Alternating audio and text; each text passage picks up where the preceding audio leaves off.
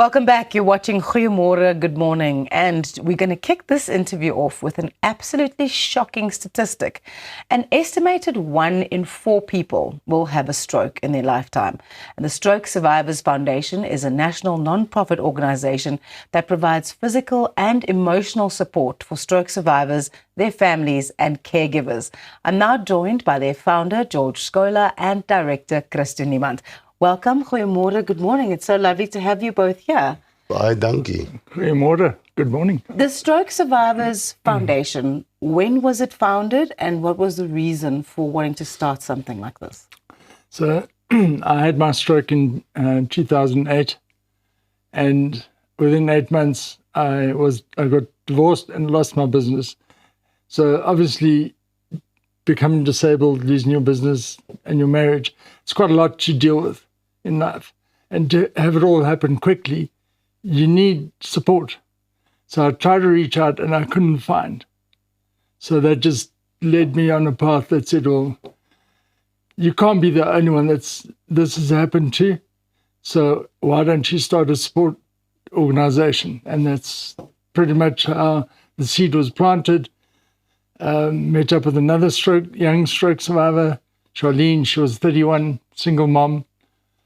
So different dynamics, but we were both in our 30s.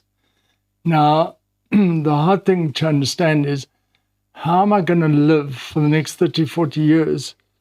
How am I going to live a normal life? And what is normal for a disabled person? And you've got physical and invisible disabilities. Now, normally with stroke, you end up with a cognitive disability. So that all complicates things. And you need somebody to help you along the way, because there's a lot to deal with that you're completely unaware of. And Google's not going to answer all your questions. So it was, for me, it was quite a normal thing to set up something, because I don't want people to go through what I went through alone. So create an organization, put in infrastructure, and be there and let stroke survivors and their families, let them know that they're not alone. Yeah. Because when you've got an outlet or somebody to reach out to, because we can say something to a stroke survivor that a professional therapist can't.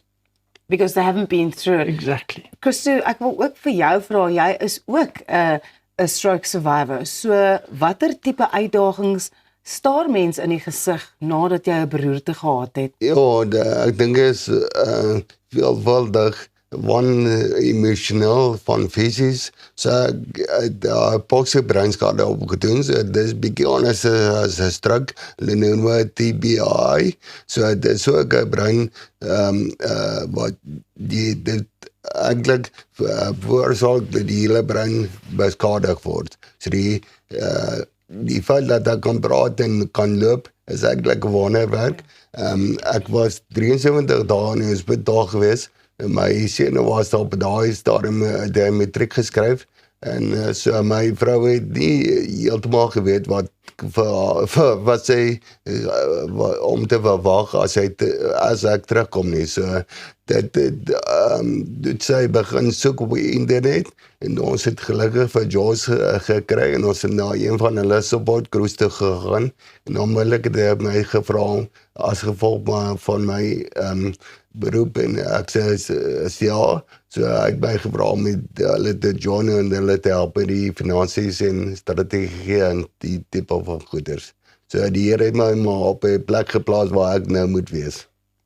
I think one of the most widely known stroke survivors in South Africa is the South African musician Lyra, and I had the opportunity to chat to her a couple of months ago, and what she said and what I've read up on in terms of strokes is that it is so sudden.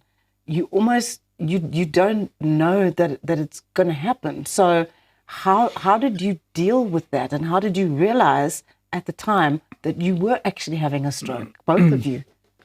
So you're quite right in what you're saying. It happens like instantly. And with me, I started feeling a bit dizzy. I leaned up against the wall, dropped down to my haunches, and then I couldn't move my right side, my leg, my arm. And if you don't know what a stroke is, you kind of think, hang on a second, what's going on here? Because I'm not in pain and I'm not bleeding. And you had health problems before No, that? I ran and very proudly so, I ran a mini triathlon 2 months before. So yes, I was overweight, but I wasn't in poor Yeah. condition. So it happens very quickly. And the interesting thing is that you've got no say in this matter when it happens. Okay. So you end up in hospital, you've got doctors, nurses, therapists looking after you.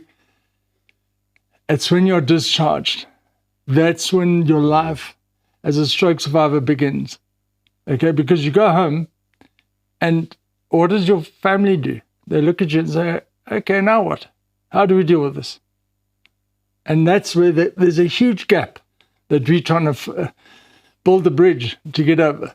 Because there's got to be a transition between the hospital where you're taken care of to going home where you're drooling and I've got this stained shirt at home, but how do you deal with that? And Christo, can you imagine his wife for 63 days? Her husband's in a coma. What's going through her mind? So the help that the Stroke Survivors Foundation, as George mentioned as well, is not only for the stroke survivors themselves. Absolutely. It's to provide the wider kind of ecosystem around this person with the skills to cope. Because, I mean, look, your marriage didn't survive it. Like things, you had so many different things to kind of acclimatize to. But now this foundation is here to help. Yes. So I think that's the most important thing is the family. So we set up support groups and work with the stroke survivor, but also with the family members to advise them. There's almost always somebody that cries. So we support them. We advise them about lessons that we've learned. So I think that's the emotional part of support is actually the most important. Physios and OTs look after the physical part, but we look after the emotional part of it. So we call it a non-medical peer support because that's what we are.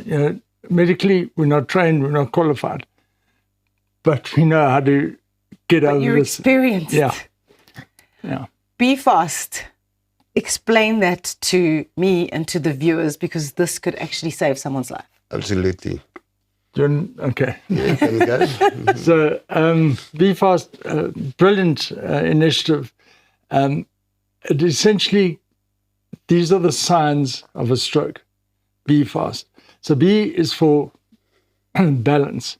Okay, so in my case, I lost my balance. I was unstable. Okay. E is for eyesight. Some people lose their sight and it gets blurry. F is for face. Half your face will droop.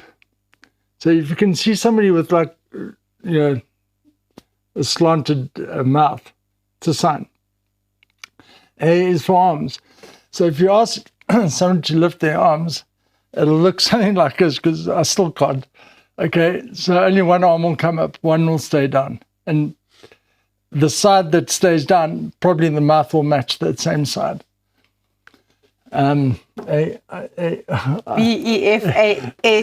Speech. Speech, the third one, or the S for speech, and then people start slurring. Okay, it's too early in the morning to have a whiskey, so there's another reason for the slurring. And T is time. So you've got a small window of between 3 and 4 hours to get to hospital where they can, if you've had an ischemic stroke, which is a clot in your brain, okay, there's two types of stroke, ischemic and a hemorrhagic. So one is a clot, the other one, it's a bleed. So something bursts and you get blood. And the net effect of both of them, it prevents blood getting into that area of the brain. You don't have oxygen, nutrients. So, time is important because they can, every second that goes by, you're losing brain cells. And millions Yeah. of brain cells. And that they're able to offer you a TPA, which is an injection, which helps you break down that clot. But before they can give you that, they have to know that it is a clot and not a hemorrhage. Because if they give you that, if you've had a hemorrhagic stroke, you bleed out even more. Yeah. So be fast. Very, very easy to remember. Be fast. Obviously, we'll put all of this information up on our social media.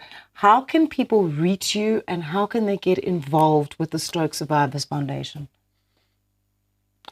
I think the easiest is on our website, www.strokesurvivors.org.za, and I believe that you will also put it up on your social media as well, so they can reach us. And I just want to mention we have a golf day 3rd of September at the Houghton Golf Course. So if anybody wants to play or sponsor a hole, they're more than welcome to contact us. Last thing. We've also got a mobile app called Stroke Focus. Go into your stores, you can find it and sign up, and then we know you exist. And once we know you exist, we can help. George, Christo, this has been such an insightful and such a helpful interview. Thank you so much for joining us this morning on Goeiemôre. Good morning. Thank you very much. A very, very important interview. We will put all of this up on our social media and our YouTube channel so that you can also be fast and help someone if they are having a stroke. We'll be right back.